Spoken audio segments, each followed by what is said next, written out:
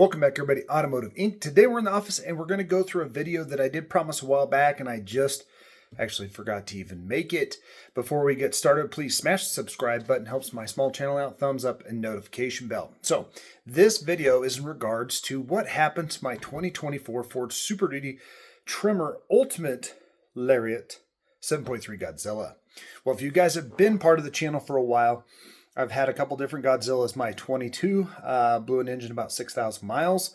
There is a video on that on the channel. I'll link that one down below.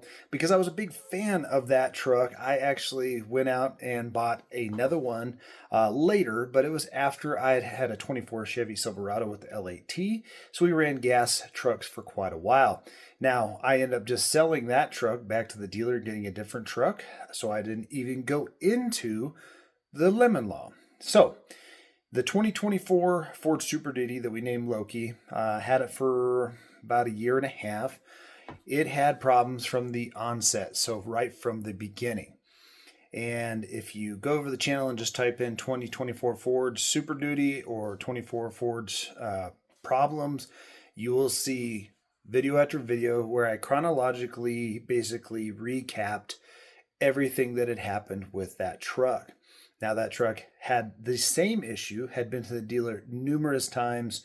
And so, I never even thought about it because I had a 2013 Ford with the 6.7. So it was fairly new 6.7. It was brand new, but it was fairly new to the 6.7 family. And it had problems. It had been in the shop for about 60 days. They could never fix it. And when I tried to do the lemon law process on that one, because it was the same issue, it was rejected. So this time, on my final pickup, the dealer had just recommended, he said, hey, listen, if it's not fixed this time, which we don't have high hopes that it is, maybe you should look into the Ford Buyback program and or call the Better Business Bureau. They provided me with information for both Ford and the Better Business Bureau, and I'll link those down below. And so we went home, and of course, the truck not only had the same problem, but developed even more safety concerns. So before you trouble yourself with, is my vehicle potentially able to be bought back on the lemon law and or a manufacturer buyback program, you have to take into some considerations. One, you always have to document everything that happens with the vehicle from the day that you get it. Whether it's a good history, like just your oil changes and your air filter changes and brake pads, always document what's going on. Now, if you're taking it to a reputable dealer or a manufacturer dealer, then they will have a record of it. Next thing you have to know is if you're experiencing problems, and it seems to be the same problem, is does your state you particularly live in have a lemon law? Some states have some, and not all the states' parameters for having that law work are the same. So we're going to go through our Colorado lemon law first thing, and then you can whatever state you live in, if you think this is applicable to you, then you can look into it. I'm not an attorney. I'm not going to suggest that you're going to get this to work for you, but it is an avenue that you can look into. So the best thing you can do is go to Google. All right, so when you go to Google, just type in your state and say state lemon law, Kentucky, simplified, all right? And as you can see here is our Colorado law. In Colorado law, your new vehicle is a lemon if a defect substantially impairs its use and value and can't be repaired after 3 attempts for the same problem, or for 2 safety defects within 2 years or 24,000 miles from the purchase, or if it's been out of service for 20 or 24 or more business days. So there is your first step into deciding in Colorado if you might have a lemon law case is, have they failed to do it? Well, in Loki's case, we had almost, I don't even remember, over a dozen or 2 attempts to do it. Again, I like the truck enough. I was trying to get them the opportunity to fix it and also trying to share information if other people that own this similar type Ford were going to have this problem and something that they could look into, hopefully finding a remedy. Again, at the end of the day, the rest of the truck seemed pretty good, but it did have its flaws. Now, when we go further into law, it says right here is the big thing right here. A new vehicle is a lemon, okay? And then it breaks it down into 3 or more attempts or anything like that. And then it goes, what vehicles are covered? New. That is the key thing, including pickups, trucks, van, cars used by small businesses are now also covered. Sometimes that wouldn't be covered. And purchased or leased vehicles. And then it goes down here into our exclusions. And then it kind of just gives you the key things that I've basically talked about. Now, again, the big steps are documentation. So if you have a lot of documentation going through your shop that you're getting it done, again, if it's a new vehicle and it's under 24,000 miles, you probably aren't taking this to a subsidiary shop. You're probably taking this back to a dealer, and you most likely should, because Ford, Chevy, Ram, whoever it is, they all have their certified technicians. Now, I'm not saying that the other shops don't have really great techs, mechanics, owners, and everything like that. The big difference is you take it to a Ford dealership and you're having problems with your Ford and it's not working, then how can Ford come back later and say, well, you did take it to shop B and shop C and it just didn't work out. Now, granted, there are circumstances where that might have to happen. Say you're on the road and you're in a small town, they only have a certain shop. I get it. I'm just saying, in generalities, if it's the same problem over and over again, you probably should be making sure that you actually go to an actual branded dealer for the specific vehicle that you own. Because, again, it's less for them to fight back saying, well, you've came to Ford every time. We've done everything good. Ford has a flow chart of what you do when stuff isn't working and how you fix it. So really it comes down to, then it's just proving that it was in the shop that amount of time, which the branded dealers are going to document. 2, the fact they can't fix it. 3, what the concerns are. And Ford already know, looking at their system, the whole history of my truck. There was nothing else to find out that Jim Bob Jones worked on it, one over here in Albuquerque, and he couldn't get it fixed, but he wasn't a Chevy dealership or a Ford dealership. So at the end of the day, that's really where that helps to do it. Now, specific to my story and my timeline. So after I contacted them, talked with Ford and everything, I straight up asked them, which direction should I start with? And they said, start with the Better Business Bureau. So the Better Business Bureau, every state has one.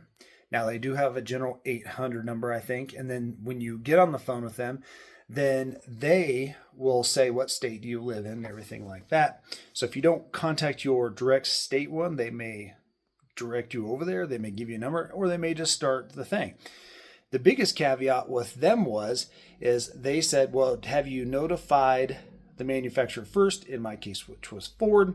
And I said, well, no. They said to start with you guys. They said, that's fine. However, you can catch more flies with honey than you can with the other thing, right? So they basically suggested that once they get involved, that basically they're the mediators. They're going to be the ones that kind of arbitrate or mediate this whole situation between the manufacturer and you, and kind of be your bullpen of pictures, if you will, meaning they're going to document everything, and that way you have everything. They'll give you a case number that they start that day. Now, they say that the lady that I talked to the first time did say that sometimes that can actually slow the process because the manufacturer, wasn't necessarily contacted. So when you do that, look at your lemon login.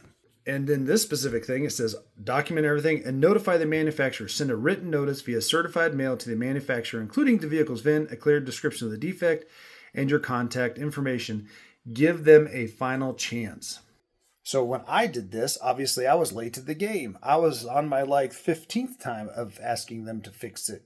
So I didn't know how it was necessarily going to work for me.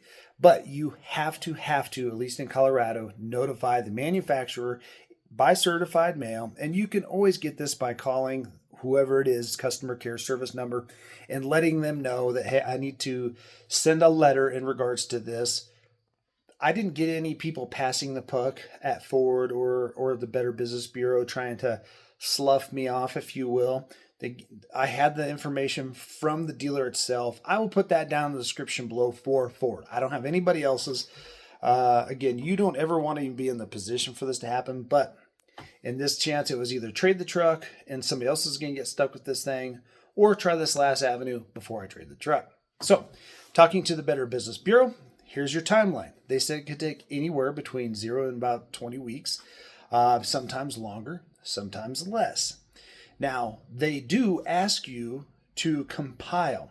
So once you get your case with the Better Business Bureau, they're going to send you a link and an email, and you're going to be required to do your homework. Now, luckily for me, I'm very, down to the dotting every I and crossing every T. So I had all my documents and everything. And as some of this stuff they're going to ask for is your registration. They're going to ask to make sure that you're the owner. They're going to want to know if you have a loan on this. They're going to want to know this and that and everything. So basically, they sent me the link, and I was able to pound out 90% of that stuff. My only hiccup was I hadn't notified Ford yet. So I prepared a letter, just keeping it very simple and saying, well, I could probably just show you the letter. So if you're looking for it right here is the address where you're going to need to send Ford your information. And then right here, I just address this letter. You can just say right here, and this is kind of the specs of what I did and what happened. And then basically consider everything like that on it. So I prepared this letter, sent it certified mail. Cost me a trip over to the post office, getting that sent off. Certified mail, basically guaranteed it would be there within 3 or 4 days. Now, again, I had an exaggerated timeline because the Better Business Bureau is just straight up front saying it can take a while for this to happen.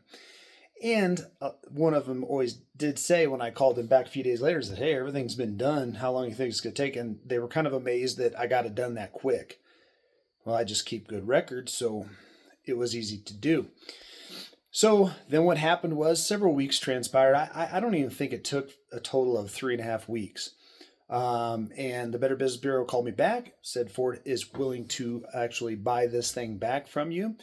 And then they gave me a list of like another 8 things that they needed, which was a payoff and who my lender was. They needed the registration again. All of this then needed to be then sent to Ford, which once I said, yes, I agree to the terms, which they would repurchase the vehicle at what I paid for it, minus any usable use fee.